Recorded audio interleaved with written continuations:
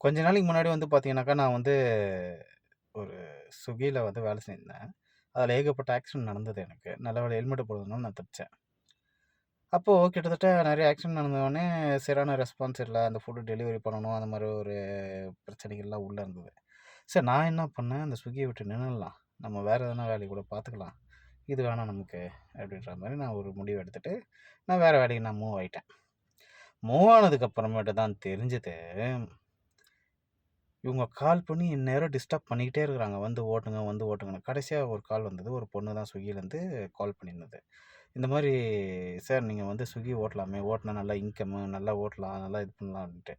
ஒரு 1/2 மணி நேரமா இந்த கான்வர்சேஷன் ஓடிக்கிட்டே இருக்குது. இந்த பொண்ணு என்னடா இது வெக்க மாட்டேன்து. நம்ம என்னடா இது இந்த மாரி பண்ணிட்டு இருக்குது. நம்ம கட் பண்ணா கூட மறுபடியும் மறுபடியும் கால் வருது. ஒரு டார்ச்சரா இருந்தது. சரி நான் என்ன பண்ணேன், எனக்கு டக்குனு ஒரு யோசனை தோணுச்சு. என்ன மாரி யோசனை, ஓகே நான் வந்து "அம்மா எனக்கு ஒரு பொண்ணு பார்த்துருக்காங்க. ஸ்விக்கிலாம் வேலை செஞ்சா பொண்ணுலாம் தரமாட்டாங்கம்மா. அதனால நான் வந்து வேற வேலைக்கு ஜம்ப் ஆயிட்டேன்." அப்படின்ற மாரி நான் சொன்னேன்.